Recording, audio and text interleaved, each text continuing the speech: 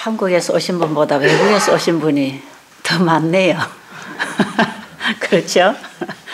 예, 지금 훨씬 많네요. 외국에서 오신 분들이. 어제도 시카고에서 오시고. 여러분들이 참 먼 길 오셨습니다. 그죠? 어떤 분들은 저 부산에서 오면서도 아주 멀리서 왔다 그래요. 제일 가까이서 왔습니다. 제가 그랬죠. 진짜 멀리서 오신 분들 계시는데, 여러분들이 그 멀리 비행기 값, 요즘에 또 비행기 값이 얼마나 비쌉니까? 그죠? 이런 비싼 비행기 값 들여서 그 어려운 바쁜 미국 생활에 또 시간을 빼서 이렇게 올 수 있었던 것은 그보다 더 중요한 것이 있었기 때문에 오시는 거 아니겠어요? 그 중요한 것, 그것이 무엇일까? 여러분들이 오실 때는 이 한 가지만 해결되면 가장 중요한 것을 해결한다고 생각했을지 모르지만, 여러분들이 와서 보시면 그보다 더 중요한 거 있습니다. 그죠? 그렇죠? 우리는 먹고 마시는 것보다 더 중요한 양식이 있습니다.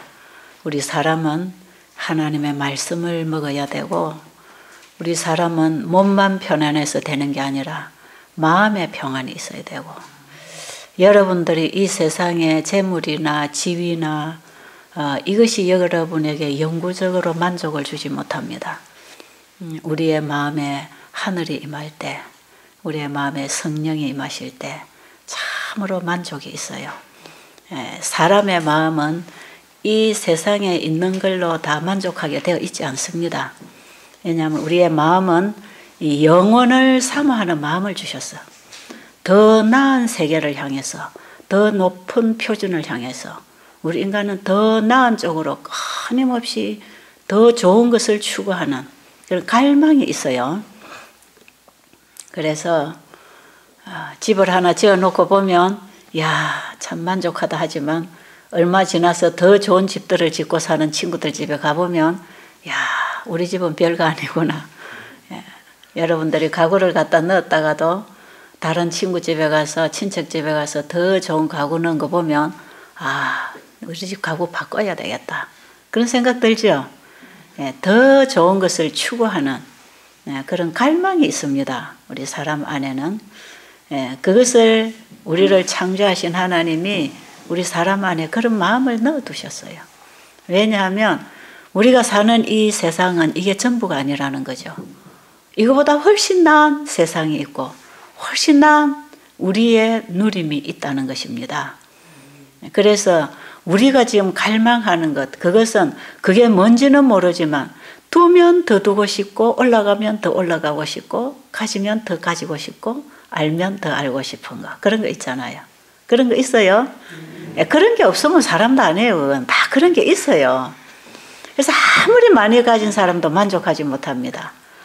나는 저 사람 정도만 됐으면 참 만족하겠다 이러지만, 그 자리에 올라가 보세요. 더 올라가고 싶고 더 추구할 어떤 뭐가 있어요.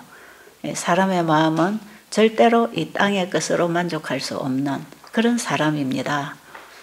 그렇기 때문에 우리에게 관심을 이 땅에 두라 이렇게 안 했어요. 항상 우리의 관심을 하늘에 두고 위로 두고 영원한 사물에 우리의 관심을 두도록 하나님 우리에게 그렇게 가르치고 계시죠.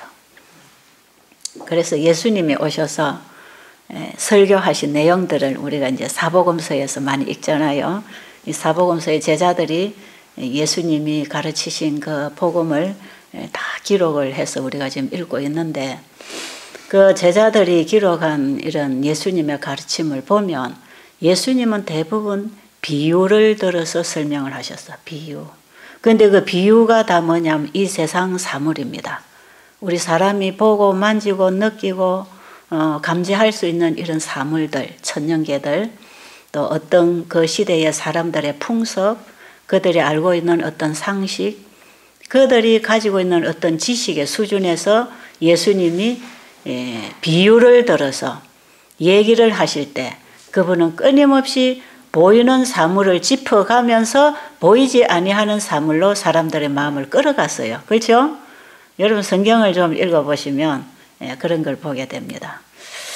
예수님이 우리에게 하시고 싶었던 얘기는 이 땅의 것을 이해하도록 땅의 것을 깨닫고 붙잡을 수 있도록 그런 목적에서 주신 게 아니고 말씀을 주신 게 아니고 끊임없이 보이는 사물을 통해서 보이지 않은 세계로 다가갈 수 있도록 끊임없이 비유를 들어서 하늘의 얘기를 하고 있었단 말이에요. 그런 얘기 중에 하나 뭐가 있냐면 사람들이 다 살아있는 것 같지만 죽어있다. 그런 얘기. 그죠? 죽은 자는 죽은 자가 장례치게 내버려두고 너희는 나를 따르라 했을 때 그 얘기 그게 무슨 얘기입니까? 그게? 어떻게 죽은 사람이 죽은 사람 장례 치릅니까? 하나님 보실 때 예수님이 보실 때는 살아있는 것 같으나 이건 다 죽은 거다. 그래서 우리의 관심은 이 땅에 오래 사는 것도 아니다 이 말이에요. 우리의 최대의 관심은 우리가 잃어버린 영생을 회복하는 것입니다. 그렇죠? 죄로 인해서 잃어버린 영생을 다시 회복하는 것이 우리 인간이 태어난 궁극적인 목적이고 우리 일생의 목적이 있다면 그것은 잃어버린 영생을 회복하는 것. 그래서 우리가 성경을 공부를 하면 가치관이 바뀝니다. 가치관이 바뀌고 인생관이 쫙 서는 것입니다. 그래서 덜 중요한 것, 바쁜 것 이걸 붙잡으려고 하는 게 아니고 가장 중요한 것이 무엇인가. 그것을 사람들이 붙잡고 그걸 향해서 끊임없이 나아가야 되는 것. 우리에게 영혼을 사모하는 갈망과 그 길을 열어주셨어요. 이제 우리가 성경을 보면 이 보이지 않은 세계가 보입니다. 그렇죠? 이 세상 얘기를 통해서 이 세상이 어떻게 창조되었으며 어떻게 마칠 것인가. 여러분 여기 베델 수양원에 오니까 베델 수양원에 있는 사람들이 다 어느 교회 교인인지 아세요? 제7일 안식일 예수 재림 교인입니다. 그죠? 저도 그 교회 집사예요. 자, 그 교회 교인들인데 이 제7일 안식일 예수 재림 교회 이 교회가 뭘 가르치는가? 처음과 끝을 가르치는 교회입니다. 제7일 안식일 그건 뭡니까? 창조주를 기억하고 창조주 경배하는 신앙을 하는 제7일 안식일은 창조의 기념일 아닙니까? 그래서 이 교회의 신앙은 어떤 신이 아니고 창조주를 경배하는 신앙입니다. 그게 안식일 예배를 통해서 창조주, 이 안식일은 창조의 기념일 아닙니까? 그죠? 창조주를 경배하고 창조주를 믿고 창조주의 말씀에 따라 그분이 세운 법칙에 따라 살아가는 신앙을 하고 그것을 사람들에게 가르쳐서 많은 사람들이 미신에 빠져있는 이런 무지한 사람들이 창조주를 향해서 돌아오도록 회복의 메시지를 전하고 있죠. 그리고 이 창조주를 경배하는 신앙은 바로 이 지구의 시작과 나의 시작을 얘기하는 시작 아닙니까? 그죠? 그 다음에 예수 재림은 뭡니까? 결국은 이 지구 역사의 마침입니다. 이 지구 역사의 마치는 과정이 예수님의 재림으로 지구 역사가 마쳐지거든요. 그 시작과 끝을 얘기하면서 그 사이에 있는 구원 얘기를 사람들에게 전파해서 사람들로 하여금 다시 구원을 받고 영혼을 회복할 수 있도록 가르치는 교회. 그래서 우리가 예수 그리스도를 믿고 정말 창조주 그 하나님을 믿고 그분의 말씀에 따라 회복된 삶을 살아갈 때에 결국 우리는 영원한 영생에 들어가는데 우리를 하늘에 데려가기 위하여 오시는 분이 예수님의 재림 사건 아닙니까? 그죠? 제7일 안식일 예수 재림교회가 그런 의미를 가지고 신앙을 하는 교회입니다. 이 간판 이름 안에 전부 보면 여러분 보면 교회마다 그렇게 달려 있잖아요. 그 이름 안에 그런 복음이 들어있는 것입니다. 그래서 저는 제가 다니는 교회가 이 지구 역사 속에 어떤 교회이며 내가 믿는 하나님이 어떤 하나님이며 지금 내가 가고 있는 이 신앙의 길이 과연 정로인지 이것이 하나님의 말씀과 일치한지 내 생애가 하나님의 말씀과 일치한 생애인지 내 마음이 하나님의 마음과 하나가 되는 마음인지 이런 것이 우리가 살아가는데 가장 중요하게 짚어야 되고 또 그것을 확인해야 되고 그 삶 속에서 우리는 참된 평안과 쉼이 있는 것입니다. 이런 문제들을 배제하고 뭔가를 찾아서 추구하고 잡았고 가졌다고 하지만 거기에는 뭔가 다 허물어져 버릴 수밖에 없는 허상들이 참 많다는 것이에요. 그래서 우리 사람은요, 이 신앙이 똑바르면요, 그 인생이 참 평안합니다. 이 신학이라고 하는 것은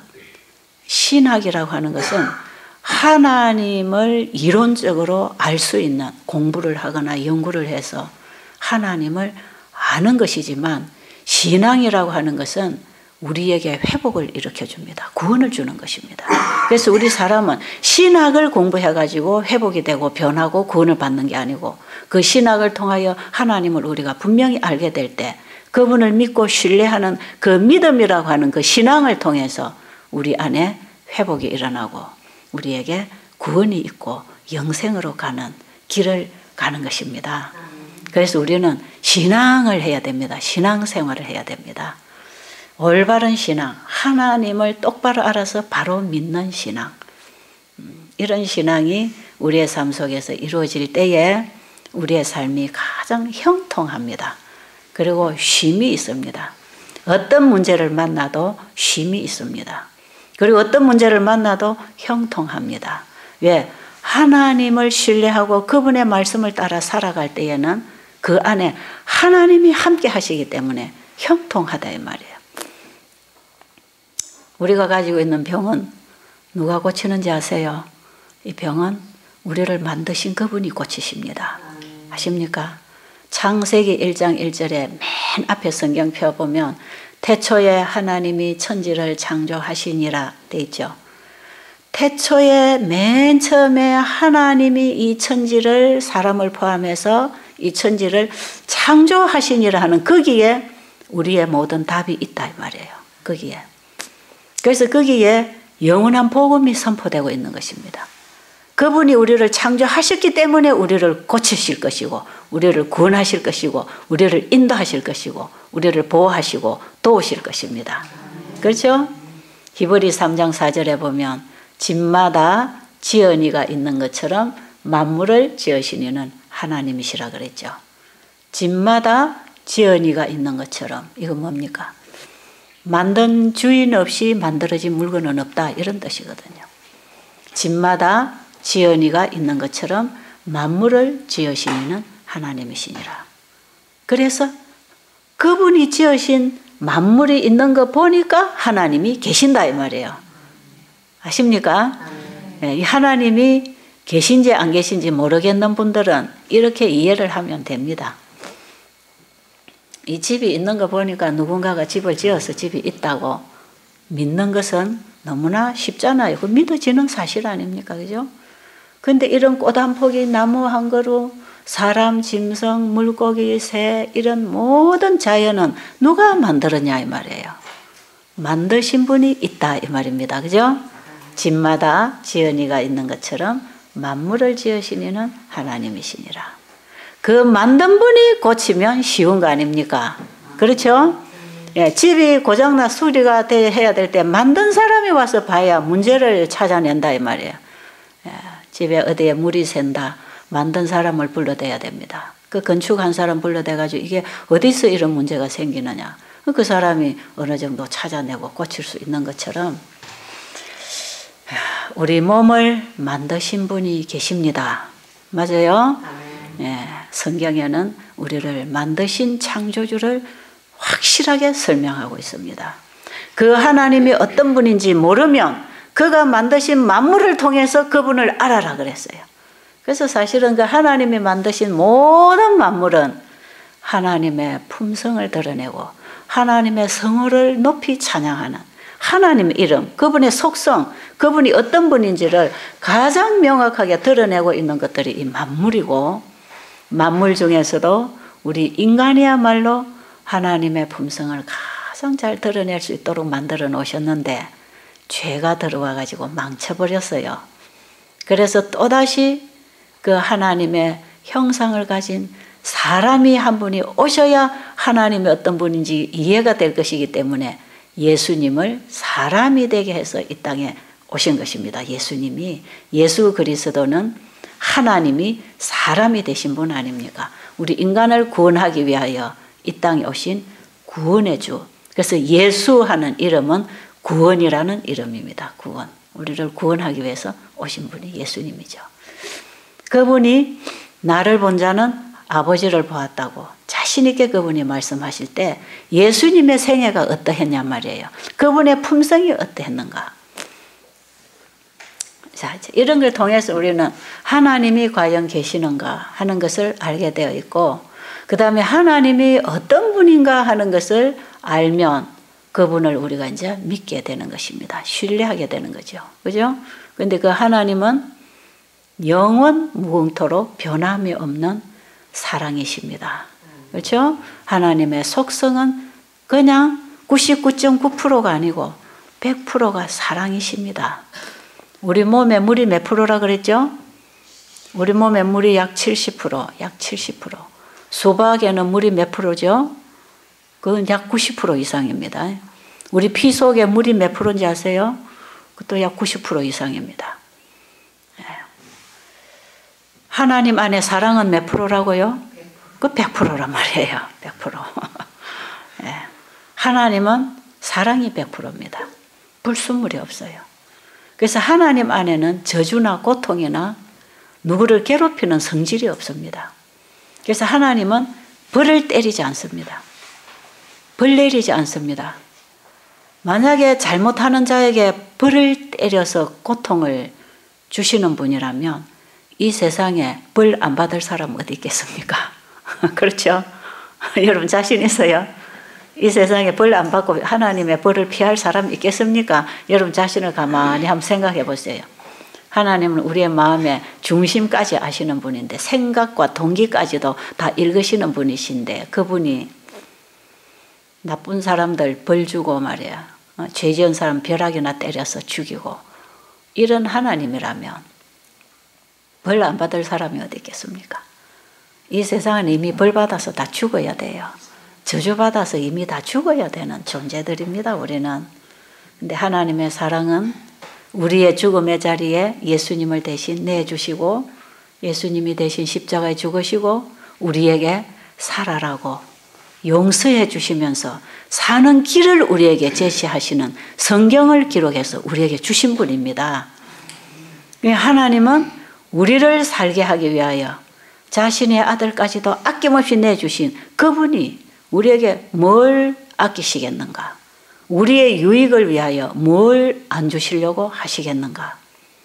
우리에게 유익이 된다면 무엇이든지 우리에게 주시기를 원하시는 그분, 무한히 주시는 그분, 다 주시는 그분은 바로 사랑입니다. 사랑. 사랑은 다 주는 것입니다. 사랑은 다 주는 것이고 가장 소중한 것까지 주시는 그분이 하나님이시고 그분이 사랑이시라. 자, 이렇게 여러분이 하나님에 대한 이해를 깔고 그 다음에 이제 성경을 우리가 보면 이 성경의 하나님의 말씀은 전부 다 우리에게 어떤 분별력을 갖고 바로 이해하고 결정할 수 있도록 우리의 길을 계속 바로 인도하고 계시는 그런 말씀을 우리에게 주신 것을 알게 되는 것이에요. 자, 오늘 데살로니가전서 5장 18절에 있는 말씀을 보면서 범사에 감사하라. 이것이 그리스도 예수 안에서 너희를 향하신 하나님의 뜻이라. 자, 범사에 감사하라 하는 말씀은 기분 좋은 일만 생기고 나에게 유익되는 일만 생기고 내가 볼 때에 정말 내가 원하는 그런 일이 생길 때에만 하나님께 감사하라 이런 뜻이 아니죠. 그죠? 범사에 감사하라는 이 말씀은 무슨 뜻이 포함되어 있습니까? 때로는 나에게 고통스러운 문제가 있고 나에게 손해가 되는 것처럼 유익되지 못하는 것처럼 내 인생의 가장 걸림돌이 되는 것처럼 내 인생의 가장 가시가 되어 있는 이런 부분까지도 하나님께 감사하라. 우리가 당면하고 있는 시련도 하나님께 감사하라 이런 뜻입니다. 범사에 감사하라 하는 것은 그러면 지금 우리에게 적용한다면 네 안에 지금 병이 있어도 감사하라 이 말입니다. 암이 걸렸느냐? 그것도 감사하라 이 말이에요. 자, 우리가 어제 아침에 우리에게 오는 질병과 고통과 이런 것들은 이미 하나님께서 우리를 구원하기 위하여 보내시는 복음이라 그랬죠. 하나님이 보내시는 사랑의 메시지라 그랬죠. 우리가 병이 생기고 우리의 인생에 고통이 오는 것, 이것은 우리에게 절망이 아니고 죽음이 아니고 벌이 아니고 저주가 아니고 하나님께서 우리를 구원하시기 위하여 다시 회복 주시기 위하여 만들어 놓으신 하나님이 주신 축복들이요. 이것은 하나님이 보내시는 사랑의 메시지요. 복음입니다. 어제 아침에 이해 다 하셨어요? 예? 우리가 엉뚱한 걸 바라보면서 계속 죽음의 길을 갈 때에 그 길을 더 이상 가지 못하도록 하기 위하여 우리의 길을 불편하게 만들어 놨다 이 말이에요. 가시덤불과 엉겅퀴 돌뿌리를 우리 길 앞에 놔서 우리가 쳐다보고 끊임없이 죽음을 향해 가는 그 길에서 넘어져서 돌아설 수 있도록 우리가 그 자리에서 넘어져서 이 아이가 돌뿌리에 넘어져서 엄마를 찾는 것처럼 우리는 질병과 고난을 통해서 하나님을 찾고 돌아올 수 있도록 하나님은 우리를 구원하는 하나의 방편으로서 죄인이 가는 길에 고난을 허락하셨습니다. 아십니까? 우리에게 오는 이런 고난들은 이런 과정을 통해서 하나님을 찾고 그분에게로 돌아오면 그분이 우리를 안아서 그 고난에서부터 우리를 건져주시려고 하나님께서는 기다리고 계시는 것입니다. 자, 어제 오셔서 어제 아침에 제가 하는 얘기를 못 들으신 분들이 계시는데 어제 저는 우리 몸에 있는 질병까지도 하나님이 보내시는 복음이라고 얘기했어요. 왜? 우리가 끊임없이 잘못된 생활, 나쁜 생활을 하면서 우리 세포를 힘들게 하고 스트레스 주고 세포를 변질을 일으키게 하는 그 삶을 살아갈 때 결국은 그것이 죽음의 길이요. 우리의 세포가 좋아하고 세포가 회복되고 세포가 정상으로 돌아오는 그 삶은 우리가 영생으로 가는 길입니다. 그렇기 때문에 우리가 하나님의 말씀을 따라서 과거를 회개하고 진리를 따라서 순종하고 살아갈 때 결국 그것은 우리가 영생에 들어가는 길이지만 우리가 이 땅에 사는 동안에도 우리의 몸속에 질병을 해결하고 세포가 정상으로 돌아와서 건강을 누리는 삶이요. 이 땅에 인생의 길에도 모든 방해물들 가시덤불과 엉겅퀴가 방해놓지 않는 대로다 이 말이 대로. 하나님의 말씀은 우리가 가야 할 길입니다. 그래서 길에는 가시덤불과 엉겅퀴가 없어요. 산으로 가야 가시덤불과 엉겅퀴가 있는데 우리가 하나님 말씀을 불순종하는 이 인생길에는 가시덤불과 엉겅퀴가 있다 이 말이에요. 그게 창세기 3장 18절에서 하나님께서 아담 하와가 범죄한 이후에 아담에게 주신 얘기 아닙니까? 네가 사는 동안에 이마에 땀이 흘러야 먹고 살 것이고 수고하고 고생이 있을 것이고 네 인생길에 아무리 수고하고 고생하고 살아도 잘되기만 하는 게 아니고 네 인생길에 가시덤불과 엉겅퀴가 있을 것이다. 고민이 있고 고통이 있고 괴로움이 있을 것이다. 그런데 그런 것들은 다 죄인들이 하나님의 말씀을 거역하고 가는 길에 놓여 있는 것이고 네가 다시 내 말을 듣고 순종하고 내가 인도하는 길로 돌아오면 다시 형통할 것이다. 그러니까 더 이상 사망의 길로 직행하지 말아라. 그런 하나님의 사랑의 메시지가 우리의 삶 속에 질병과 고통과 여러 가지 우리 인생이 살아가는데 못마땅한 인간관계 우리의 삶 속에 고통을 주는 문제들은 거기서부터 네가 돌아서라. 인간관계에 갈등이 있으면 거기서부터 네 생각을 바꿔라. 이런 복음이 우리에게 와 있는 것입니다. 그래서 우리는 이런 문제가 생길 때에 하나님 앞에 무릎 꿇고 하나님 저를 도와주세요. 그리고 하나님 앞에 무릎 꿇고 하나님의 말씀을 살펴보고 하나님이 나에게 뭐라고 말씀하시는가를 듣고 깨닫고 말씀을 따라 돌아오면 거기서부터 길이 또 열리는 것이에요. 그렇게 될까요? 네. 그렇게 됩니다. 저는 지금 제가 가는 길, 지금 제가 하고 있는 일, 지금 제가 하는 말, 이런 것들은 제가 하나님의 말씀에 비추었을 때에 하나님께서 하라는 일을 하고 하나님이 살아라는 삶을 살고 하나님이 전파하라고 하는 복음을 전파하고 하나님이 사람들에게 얘기하라고 하는 그 하나님을 제가 지금 제가 아는 것, 제가 느끼고 경험한 만큼 제가 지금 하나님의 말씀을 전하고 있지 않습니까? 그죠? 하나님의 준비하신 길로 사람들을 인도하고 하나님이 주신 복음을 그들에게 전파하고 하나님이 하라고 하는 일을 하고 하나님이 살아라는 삶을 살고 제가 이렇게 하는 동안에 하나님께서 제 길을 인도하실까요? 안 하실까요? 제 걸음을 하나님이 인도하셔요. 그래서 저는 지금 제가 하고 있는 일이나 제가 서 있는 이 자리는 정말 저는 하나님 앞에 얼마나 감사한지 몰라요. 저는 자다가 눈만 떠도 제일 먼저 나오는 말이 하나님 감사합니다. 감사합니다. 그 감사가요. 제 가슴 속에서 숨 쉴 때마다 그 감사가 흘러나와요. 왜 그런지 아세요? 주님께서 인도하시는 그 길을 따라와 보니까 이보다 더 좋은 삶이 없더라 이 말이에요. 이 땅에서 천국 문을 열고 천국 걸 하늘 걸 받아 누리는 삶이라면 얼마나 행복하겠습니까? 그렇잖아요.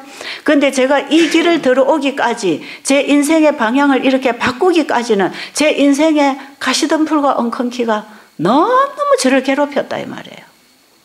그래서 지금에 와서 제가 가만히 생각해 보면 나를 가장 괴롭힌다고 한 그 문제가 나로 하여금 예수님을 만날 수 있는 길을 찾게 한 가장 근본적인 원인이 됐더라 이 말이죠.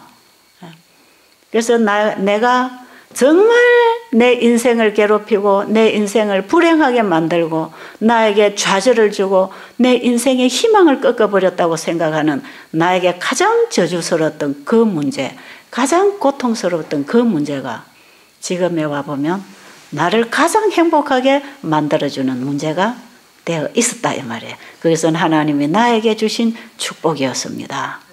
아십니까? 여러분들은 여러분 개개인들에게 이런 문제가 있을 것이에요. 이 세상에 그런 문제가 없지 않습니다.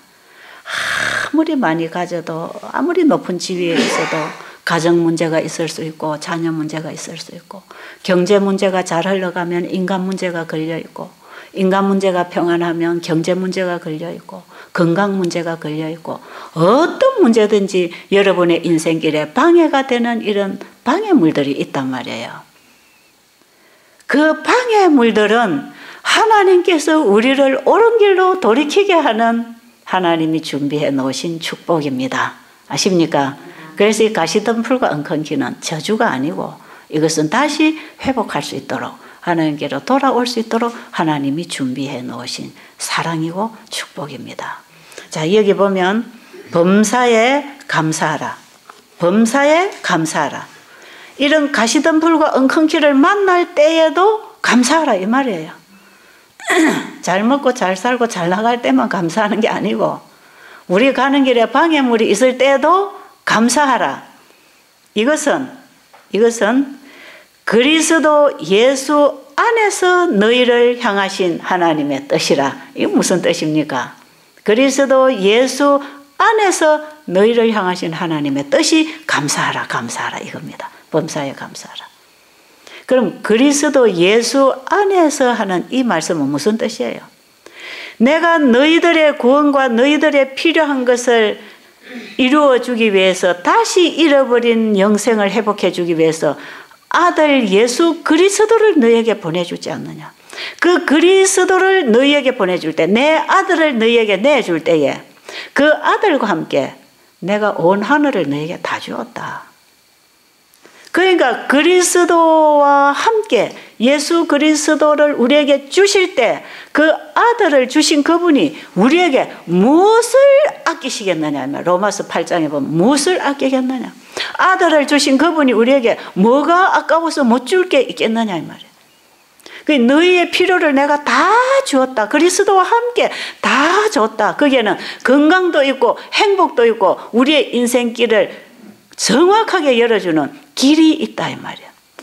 예수님이 오셔서 내가 곧 길이요 진리요 생명이니 나로 말미암지 않고는 아무도 아버지께로 올 자가 없다고 하는 그 길이신 예수님 안에 우리의 삶의 길이 있다 이 말이에요. 그러니까 그리스도 예수 안에서 너희를 향하신 하나님의 뜻이 뭐라고요? 어떤 병이 생기고 어려움이 있을 때에 그게 불평하고 고민하고 좌절할 거 없어. 그거 만날 때 오히려 기뻐하라. 왜?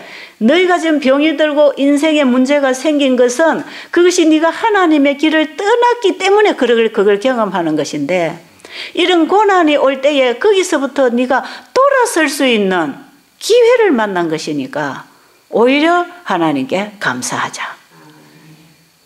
권사님 확실해요? 확실하죠?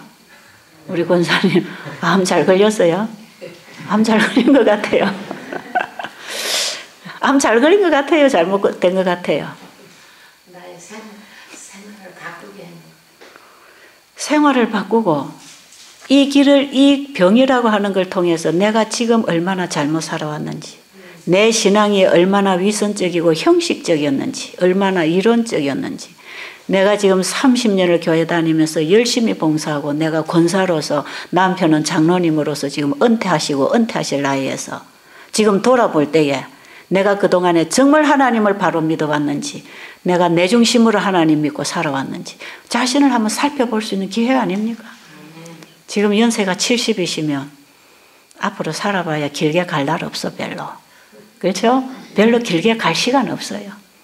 이쯤에서 자기 자신을 돌아볼 수 있는 기회가 온 것입니다. 암이라고 하는 선고를 받지 않았더라면 여러분이 이 자리에 앉아서 이런 생각을 해볼 겨를도 없어요. 맞아요, 안 맞아요? 이런 생각 한번 짚어볼 겨를이 없어요. 죽는 줄도 모르고 아이가 나비만 쳐다보고 달려가듯이 우리는 그렇게 지금 달려가는 인생입니다. 여러분, 암 말기라고 괜히 울고 짜고 하지 마세요. 얼마나 큰 복을 받고 있는지 모릅니다. 범사에 감사하라. 아십니까? 그게 범사에 감사하라는 것이에요. 여러분들이 교통사고 나서 안 죽은 거 감사하십시오. 갑자기 강도가 들어서 총에 맞아 안 죽은 거 감사하십시오.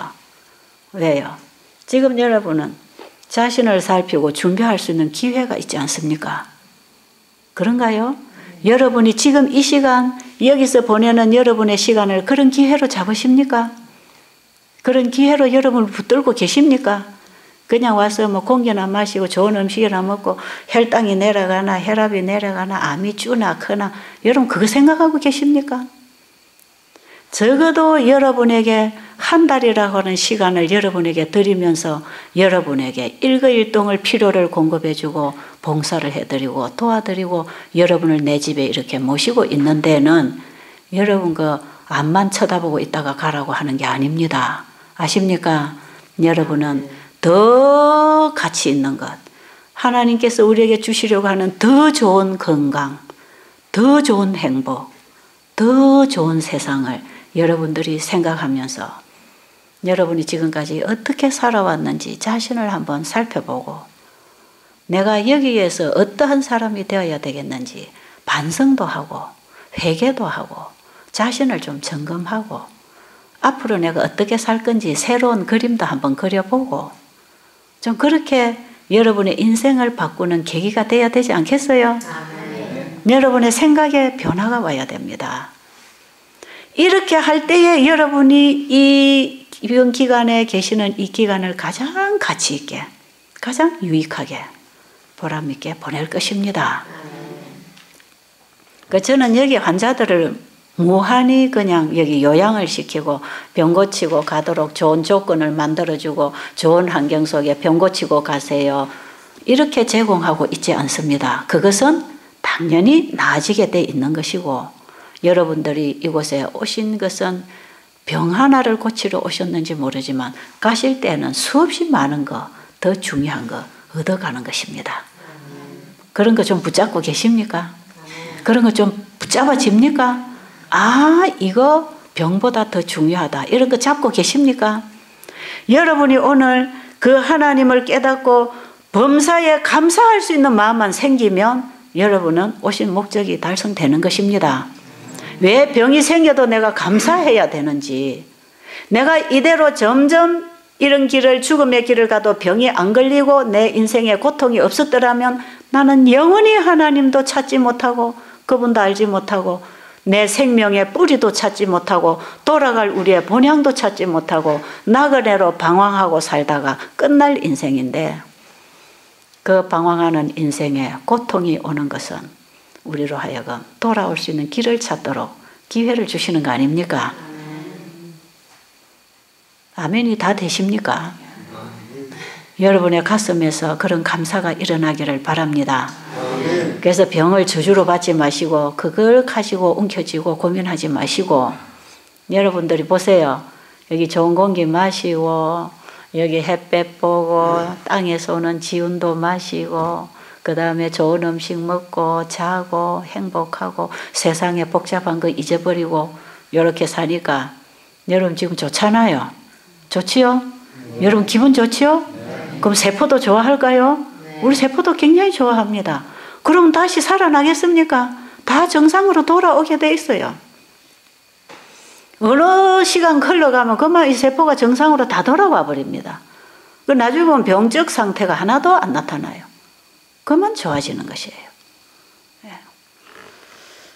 이러는 가운데에 여러분들이 뭘 바꿔야 되느냐? 생각을 바꿔야 되거든. 그죠? 지금까지 여러분들이 가장 가치 있다고 생각한 것, 그보다 더 중요한 걸 봐야 돼. 지금까지 여러분이 보고 있던 것보다 더 좋은 것, 더 나은 것, 그걸 여러분들이 붙잡을 수 있는 기회가 돼야 됩니다. 자, 하나님은 어제나 오늘이나 변함이 없는 분입니다. 시편 107편 1절에 보면 여호와께 감사하라. 그는 선하시며 인자하심이 영원하심이로다. 그분은 선하시고 인자하심이 영원하심이로다. 변함이 없는 분입니다. 그분은 우리가 어떤 상황에 처해 있든지 여전히 우리를 사랑하시고 우리를 구원하시기 위하여 길을 여시는 분으로서 인자와 사랑이 영원 무궁하신 그분을 믿고 그분을 신뢰하고 우리의 삶 속에 어떤 고통스러운 문제가 있을 때 그분께로 돌아가는 희망을 가지시기 바랍니다. 그 하나님이 나에게 다가와 계신다는 사실을 아시고 여러분의 문제를 그분에게 다 맡기시기 바랍니다. 사도 바울이 눈이 어두웠어요. 그렇죠? 사도 바울이 예수님을 만나는 그 과정에서 담메색으로 가면서 강한 빛을 받고 이 눈에 충격을 받고 그가 점점 시력을 잃게 됐죠. 예, 점점 시력을 잃게 되어서 그분이 마지막 때에 거의 보지 못했어요. 그리고 그분은 복음을 전하다가 감옥에 갇혔습니다. 하나님께서는 감옥에 갇힌 베드로를 다시 꺼내주기도 했지만 감옥에 갇힌 침례 요한은 감옥에서 옥사하게 되는, 그러나 그 두 사람 다 하나님은 사랑하는 종이었습니다. 그죠? 네. 그래서 감옥에서 죽는 것도 그것이 하나님의 복이 될 수가 있고 감옥에서 다시 나와서 더 하나님의 일을 하는 것도 그것도 하나님의 축복입니다. 다 하나님이 주신 것은 감사할 일이단 말이에요. 하나님께서 보실 때 가장 좋은 것으로 주시는 것 아닙니까? 그런데 사도 바울이 눈이 점점 어두워지니까 사도 바울이 하나님께 기도했을까요? 안 했을까요? 사도 바울의 설교를 듣고 사도 바울이 기도하는 그 능력에 따라서 사람들의 병이 나았어요? 안 나았어요? 병이 나았어요. 그럼 자기 병도 고쳐져야 될 거 아닙니까? 그렇죠? 사도 바울이 남의 병을 고치면서 왜 자기는 눈이 어두워서 이 글을 쓰지 못해서 대피를 해야 되고 왜 그런 불편한 삶을 살아야 되고 왜 그가 복음을 전하는 종으로서 왜 감옥에 갇혀서 그가 일을 하지 못해야 됐나? 이런 거 생각해 보면 어떻게 보면 우리식으로 본다면 진짜 하나님이 계실까? 그런 생각을 하게 된다 이 말이에요. 사실은 침례 요한이 예수님을 전파하다가 감옥에 갇혔는데 예수님이 침례 요한을 구해주러 왔어요? 안 왔어요? 안 오시거든. 그래서 침례 요한의 마음이 흔들렸습니다. 흔들려가지고 자기 제자를 예수님에게 보냈죠. 가서 뭘 물어봤지요? 당신이 진짜 오실 그이가 맞습니까? 이걸 물어봤어요. 침례 요한은 예수님 오시기 전, 예수님이 태어나기 전 6개월 전에 태어났고 예수님의 오심을 전파하기 위하여 하나님께서 세우신 종으로서 이 세상에 태어난 사람 중에, 선지자 중에 가장 큰 특권을 누렸던 사람은 침례 요한입니다. 왜 그러냐면 구약의 선지자들은 오실 메시아를 예언하고 죽었지만 침례 요한은 오실 메시아를 미리 전파했고 오신 메시아를 보고 전파한 사람 아닙니까? 그죠? 예수님이 오실 것도 얘기했고 오신 것도 얘기했어요. 구약의 선지자들은 오실 예수님을 전파했고 제자들은 오신 예수님을 전파했지만 침례 요한은 둘 다 전파하는 아주 놀라운 특권을 그가 얻었지요. 그렇게 해서 그가 오신 예수님을 전파하다가 결국은 감옥에 갇혔어요. 얼마나 확실한 선지자적 일을 하겠습니까? 이 침례 요한이. 오실 거라고 한 그분이 여기 오셨다 이 말이에요. 얼마나 확실하겠어요. 그런 종이 감옥에 갇혔을 때 분명히 예수님은 거기 가서 옥문을 열어줄 수 있는 분이거든. 그런데 예수님이 찾아가지도 않았어요. 거기서 침례 요한의 사명은 끝나는 것입니다. 사람의 생각하고 하나님이 보시는 생각이 다르십니다. 그렇기 때문에 침례 요한이 감옥에 갇혀서 죽게 됐을 때라도 감사해야 됐는데 흔들렸다면 그 믿음이 흔들렸어요. 그래가지고 자기 제자를 예수님에게 보내서 진짜 당신이 오실 거이가 맞습니까? 이건 뭐예요? 야, 당신이 진짜 거이라면 어떻게 나를 이렇게 외면합니까? 그런 게 있거든요. 그때 예수님이 그래 내가 맞다 이렇게 대답 안 하셨어. 뭐라고 얘기를 해서 보내냐면 너는 가서 내가 지금 하고 있는 일, 내가 하고 있는 말, 내가 하는 이걸 네가 보고 들은 그대로 너희 스승에게 가서 갖다 그대로 전해주라 그랬어. 그럼 침례 요한이 알아들을 거 아닙니까? 메시아가 오시면 무슨 일을 할 것인지 이미 예언을 통해서 메시아의 사명에 대하여 침례 요한은 미리 알고 있었기 때문에 그분이 와서 그 일을 한다면 그이가 맞다 이 말이에요.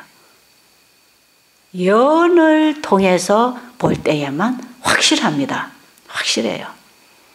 우리가 예수님을 2000년 전에 이 땅에 오셔서 십자가에 돌아가신 그 예수가 우리의 구주였다는 사실을 확실하게 믿을 수 있는 하나의 사실은 구약 성경에 오실 메시아에 대해서 예언한 그대로 오신 분이 그분이었습니다. 아십니까? 이 세상에는 가짜 예수가 많이 나타나고 있어요. 가짜 예수. 가짜 예수들이 적그리 스도가 나타나서 내가 예수라고 하는 사람들이 얼마나 많이 나타납니까? 마지막 때에도 가짜 재림 예수가 또 나타날 것입니다. 적그리 스도 가짜 재림 예수가 올 것입니다. 그렇기 때문에 우리는 진짜 초림하신 예수 그리스도가 우리의 구주였다는 사실, 그분이야말로 우리가 믿을 구주요, 그분이 하신 말씀을 우리가 믿고 따라가야 영생이 있다고 하는 사실을 확실히 믿으려면 2000년 전에 십자가에 돌아가신 그 예수가 어떻게 태어나고 어떻게 일을 하시고 어떻게 죽으시고 어떤 말을 하고 가셨는가, 이것을 우리가 확실히 알 때 확실히 믿어지는 것입니다. 그렇겠죠? 그래서 구약이 없는 신약은 있을 수 없습니다. 그래서 우리가 성경을 볼 때 반드시 구약과 신약을 같이 봐야 되고, 구약이 신약으로 이루어졌고 이루어진 신약을 통해서 구약을 하나님의 말씀인 것을 믿게 되는 것이고, 그래서 그분이 하신 예언이 성취되는 걸 보고 예언하신 분을 믿게 되는 거 아닙니까? 그죠? 그래서 하나님은 미리 다 말씀하시고 이루시고, 미리 말씀하시고 이루시고, 우리가 살아나온 세계 역사도 다니엘서 2장에 보면 신바벨로니아 국가가 일어날 때부터 세상 종말까지의 지구의 역사를 미리 예언하시고 이루어 나오시는 분입니다. 예, 역사를 주관하시는 분이 하나님인 것을 알아라 이 말이에요. 이 땅에 2000년 전에 오셔서 십자가에 돌아가신 그 예수 그리스도가 우리를 구원하기 위하여 아담 하와가 범죄하실 때에 양으로 죽음을 당하신, 창세 이전부터 죽음을 당하신 어린 양이 이 땅에 오셨다는 걸 알아라고 하는 확실한 그 예언은 구약 성경의 선지자를 통하여 메시아가 어디에서 태어날 것이며 어떤 모습으로 올 것이며 그분이 오셔서 어떤 일을 할 것인지를 다 미리 기록해 놨다는 것입니다. 그래서 이 세상에 태어난 사람 중에 어떤 사람도 우리의 믿음의 대상, 우리 신앙의 대상, 구원의 대상이 될 수는 없습니다. 왜냐하면 그들은 다 피조물이었기 때문에 그렇습니다. 그래서 여러분들을 구원해주고 여러분을 도와줄 대상은 어떤 인간이 아닙니다. 이거는 신부님도 아니고 이거는 마리아도 아니고 이거는 석가모니도 아니고 소크라테스도 아니고 이거는 공자도 아니고 어떤 사람도 우리의 신의 대상, 우리의 숭배의 대상이 될 수가 없고 우리의 숭배의 대상은 창조주여야 하고 창조주의 생명, 창조의 생명을 가지고 이 땅에 처녀의 몸을 통해서 오신 예수 그리스도만이 우리의 믿음의 주가 되는 것입니다.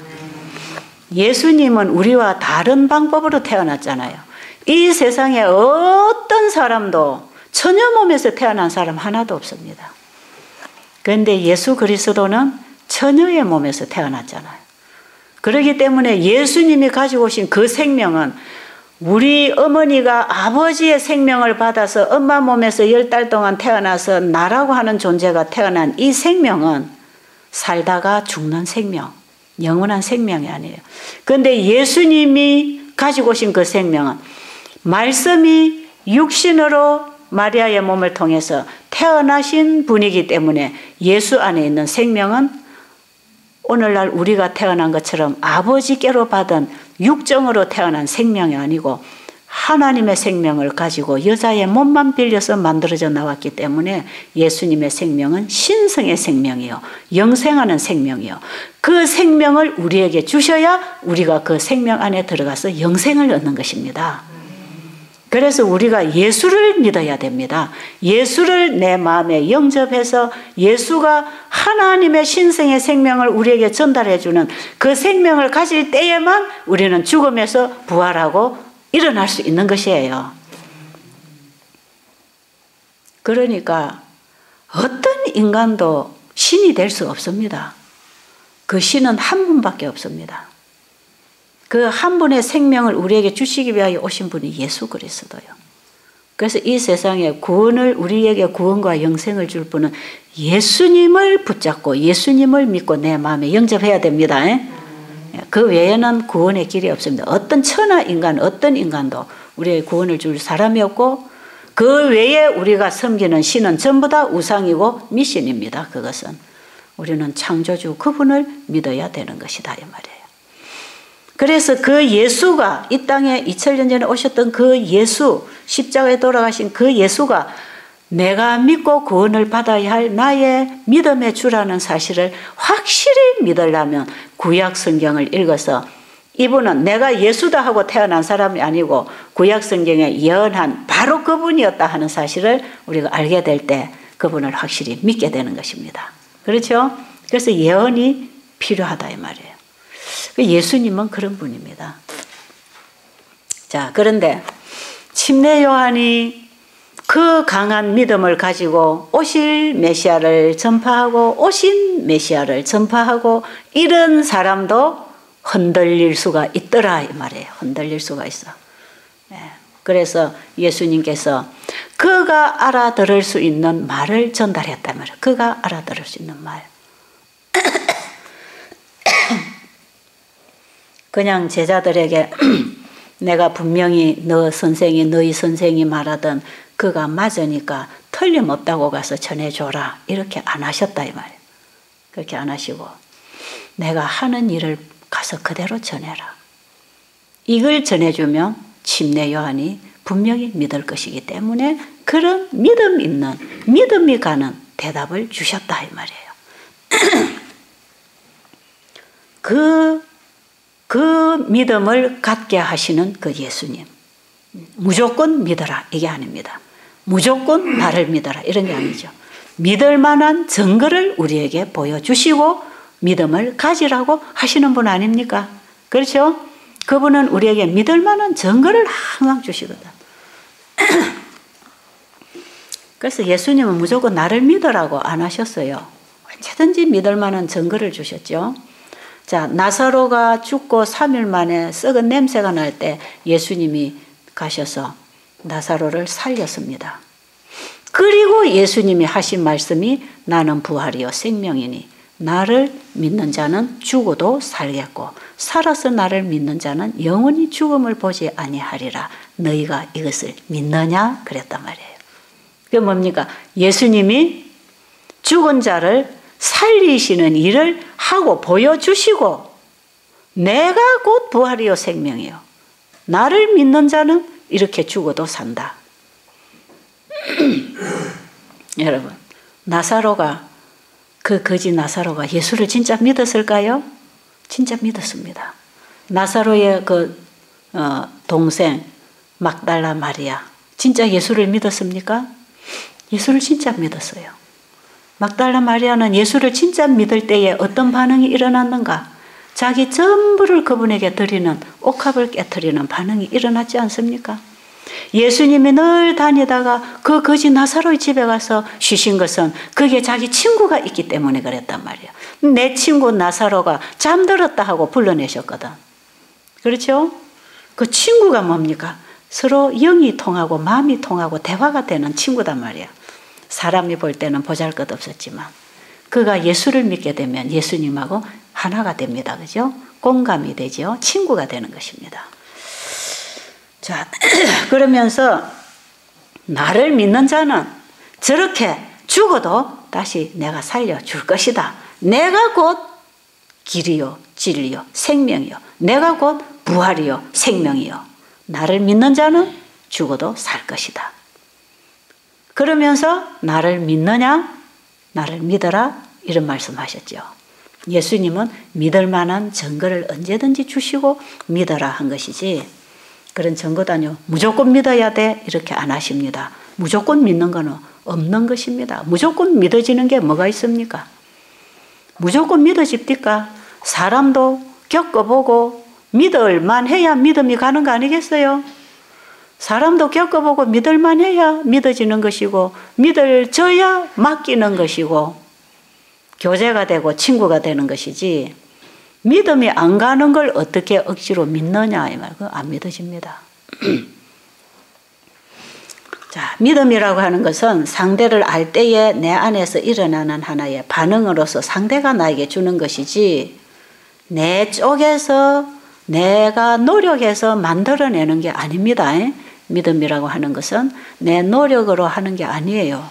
상대가 나에게 믿음을 줘야 내 안에서 믿음을 갖는 것입니다. 아십니까? 부부관계도 마찬가지, 부모 자식 지간이나 친구 간도 마찬가지, 하나님과 우리의 관계도 마찬가지. 그분이 믿을만 해야 내 안에서 믿음이 생겨나는 것이에요. 그래서 믿음도 그분이 나에게 주셔서 생기게 했기 때문에 생겨난 것입니다. 우리 사람은 스스로 할 수 있는 게 아무것도 없어요. 전부 상대적으로 반응하고 받고 나가고 상대가 주어야 주고 이렇게 되게 돼 있기 때문에 내 스스로 하는 게 아닙니다. 이것도. 자, 근데 사도 바울이 이제 눈이 어두워져서 참 불편했어요. 그러니까 기도했을까요? 안 했을까요? 하나님께 눈을 좀 보이게 해달라고 기도했어요? 안 했어요? 몇 번 했죠? 어디에 있습니까? 고린도후서 12장 7절로 보면 여러 계시를 받은 것이 지극히 크므로 너무 자고하지 않게 하시려고 내 육체에 가시 곧 사단의 사자를 주셨으니 이는 나를 쳐서 너무 자고하지 않게 하려 하심이라. 이것이 내게서 떠나가기 위하여 내가 3번 죽게 간구하였더니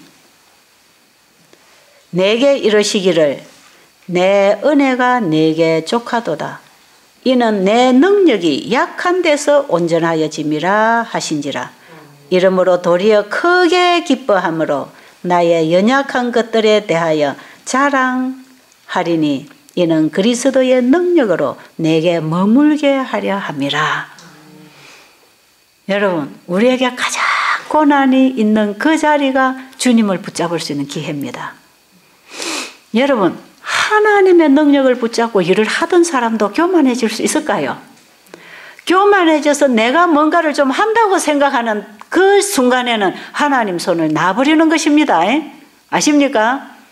아무리 훌륭한 하나님의 일을 한 하나님의 종들도 하나님이 자기에게 이루신 그 일을 통하여 자기가 뭔가를 좀 할 수 있어서 했다고 생각할 때에 자기를 자랑하고 자기를 높이고 자기를 신뢰하고 자기를 드러내는 일을 하는 순간에 그는 하나님의 능력의 손을 놔버립니다.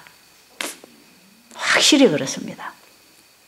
그래서 하나님의 일을 하는 사람들이 때로는 고난이 오고 때로는 인간이 볼 때에 실패한 것 같고 실수를 하고 뭔가 연약한 모습이 드러나고 사람들이 볼 때에 뭐 저럴 수가 있나 할 만큼 오해받을 수 있는 그런 일들이 있지만 그런 과정을 통해서 자기 자신을 빨리 포기하고 그분을 붙잡을 수 있는 믿음을 갖는 것입니다. 그래서 하나님은 하나님이 쓰시는 일꾼들을 구원에까지 데리고 가시기 위하여 그들에게 이런 가시를 허락하고 계신다는 사실입니다. 그래서 사도 바울이 보기를 원했는데 보게 해달라고 기도를 3번씩이나 할 때에 사도 바울이 다른 사람을 위하여 병을 고쳐달라고 기도할 때 다른 사람의 병이 나을 만큼 하나님의 응답을 경험한 사람이 자기 문제를 놓고 기도할 때에 응답이 안 온다 이 말이에요. 3번씩이나 기도할 때에 주님께서 바울에게 내가 네게 준 그 은혜가 그걸로 족하다. 그것이 너에게 가장 좋은 것이다. 그게 뭐예요? 범사에 감사하라 이런 뜻입니다. 그것이 너에게 가장 좋은 것이니까 더 구하지 말아라. 가장 사람이 강해지는 것은 자기에게 달려있는 게 아니고 얼마나 인간이 자기의 연약성을 인정하고 하나님의 능력을 붙잡느냐에 달려있는 것이다.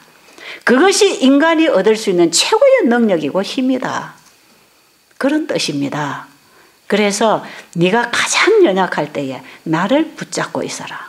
나를 붙잡고 있을 때에만 네가 가장 강해질 수 있고 너를 통하여 내가 할 수 있는 일을 다 할 수 있다. 사도 바울이 만약에 감옥에 안 갇혔다면 신약 성경에 이 많은 편지서들이 기록됐을까요? 안 됐을까요? 여러분 어떻게 생각하세요? 신약 성경에 사도 바울이 쓴 성경의 대부분이 이 감옥에서 쓴 편지들입니다. 편지. 로마에 있는 교회에, 에베소에 있는 교회에, 고린도에 있는 교회에, 데살로니가에 있는 교회에 그가 다니면서 세워놓은 교회들 있잖아요. 개척해놓고 다니면서 복음 전하면서 다녔던 교회에 사도 바울이 자꾸 편지를 씁니다. 그 편지를 쓸 때에 하나님의 영이 함께 하셨잖아요.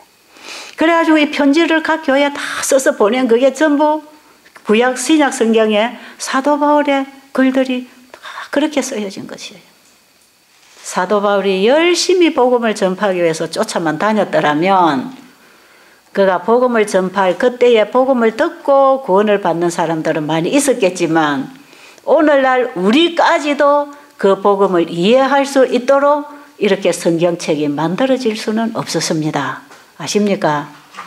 하나님께서 이 위대한 일, 이 중요한 사업을 하시기 위하여 준비된 종이 감옥에 들어가야 거기서만이 그가 조용하게 하나님께 기도하고 교통하고 이 글을 쓸 수 있었기 때문에 하나님께서는 그 길을 선택하셨는데 사람이 볼 때에는 감옥에 갇혔다 이 말이에요. 예수님을 전하다가 감옥에 갇혔으니 사람들이 볼 때는 얼마나 꼴 좋게 됐습니까? 그렇죠? 하나님이 보실 때는 그를 가장 중요한 일을 시키시는 것이 그 자리였다 이 말이에요.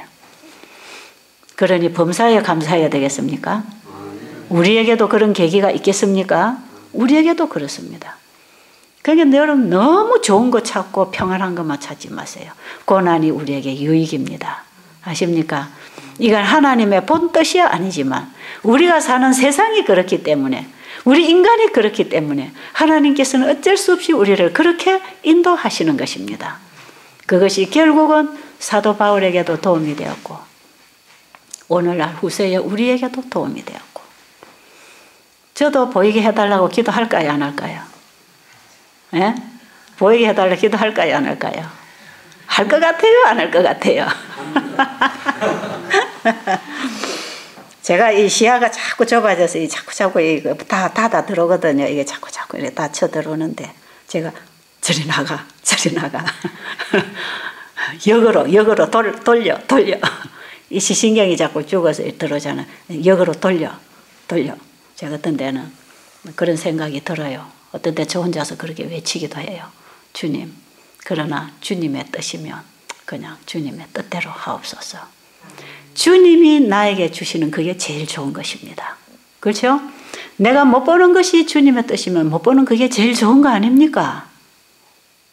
그렇게 생각 안 하세요? 여러분은 지금 암으로 이렇게 살다가 여러분이 몇 년 살다가 잠들면 그게 더 좋은 것입니다. 더 살아가지고 우리 인생이 훨씬 더 고통스러울 수도 있고 영생을 잃어버릴 수도 있는 거 아니겠어요?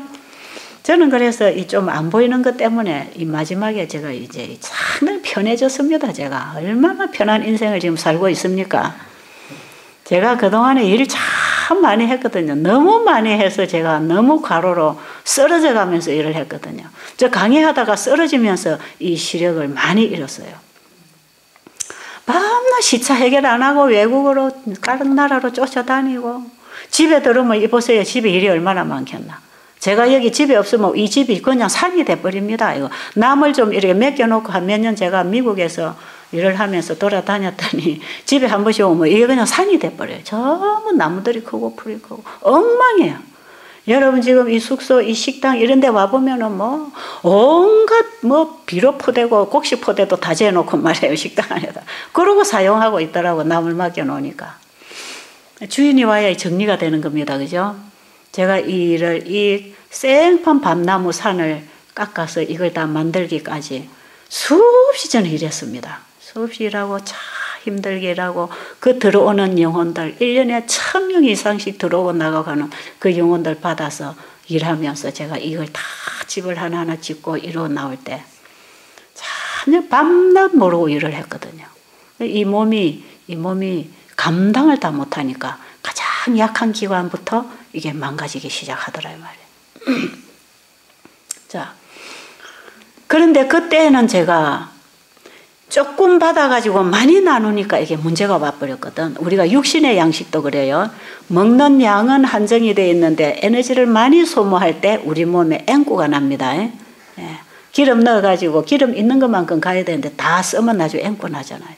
우리 몸의 에너지도 그렇게 되는 거예요. 받는 거는 한정이 되어 있고 쓰는 걸 많이 쓰니까 제 몸에 에너지가 소진이 되더라 이 말이에요. 그래서 약한 기관들이 망가지는 것입니다. 그런데 영적으로도 마찬가지예요. 내가 끊임없이 하나님 생각하고 그분의 사랑에 젖어서 그분의 말씀을 먹어서 충만하게 영적 힘을 얻어서 다른 사람을 대해야 되는데 위로부터 오는 쪽에는 작게 받고 나가는 쪽이 많으니까 영적으로도 소진이 돼버려요. 앵꾸가 나는 것입니다. 그러니까 제가 막 실수를 하고 내가 막 내 힘으로 일을 하려고 그러고 내 방법을 막 가지고 나오고 제가 이런 식으로 일을 하고 나오더라 이 말이죠. 그러면서 내 문제를 내가 점점 보게 되는 거죠. 그러면서 제가 점점 하나님께로 더 가까이 사람을 보는 것보다 하나님을 더 많이 사람의 말을 듣는 것보다 하나님의 말씀을 더 많이 계속 제가 이렇게 방향을 바꿀 수 있었던 것은 사람을 많이 만날 수 없고 제가 일을 많이 볼 수 없고 일을 할 수 없으니까 방향이 이쪽으로 돌아오는 것이에요. 그래가지고 지금은 제가 사람을 만나고 밖에 일을 하는 것보다 훨씬 하나님의 말씀을 더 많이 보고 주님과 더 대화를 많이 하고 더 가까이 가니까 내 영혼이 회복을 하는 것입니다. 제가 살아나는 거예요. 제가. 그래서 여러분들이 옛날에 10년 전에 제 강의를 들을 때 하고 지금 제 강의를 들을 때 하고 좀 맛이 다를 겁니다. 훨씬 더 깊은 샘에서부터 생수를 받아먹는 그 경험을 제가 하고 있거든요.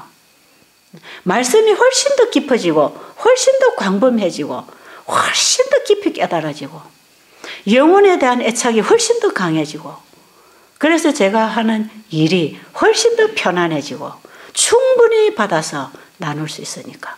그리고 내가 못하는 일은 또 다른 사람이 와서 해주는 건데 그때는 그만 안팎으로 제가 다 해야 되는 줄 알고 뛰어다녔잖아요.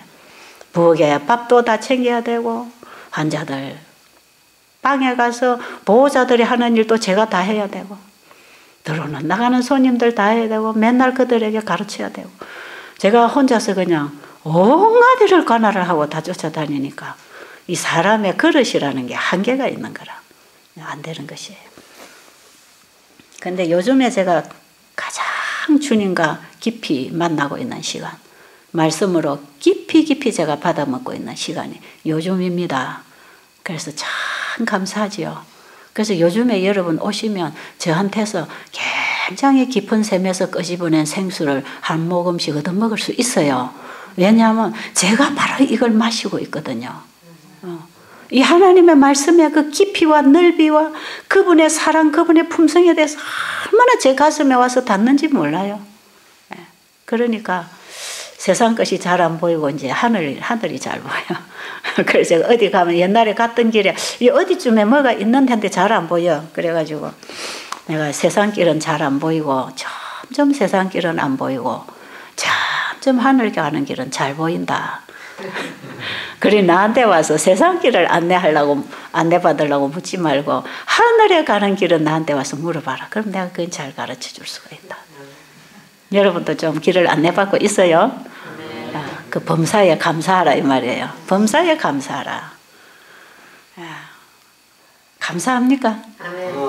암덩어리가 복덩어리입니다. 할 수 있어야 됩니다. 그게 범사에 감사하는 거 아닙니까? 그죠? 자, 기도드리고 마칩니다.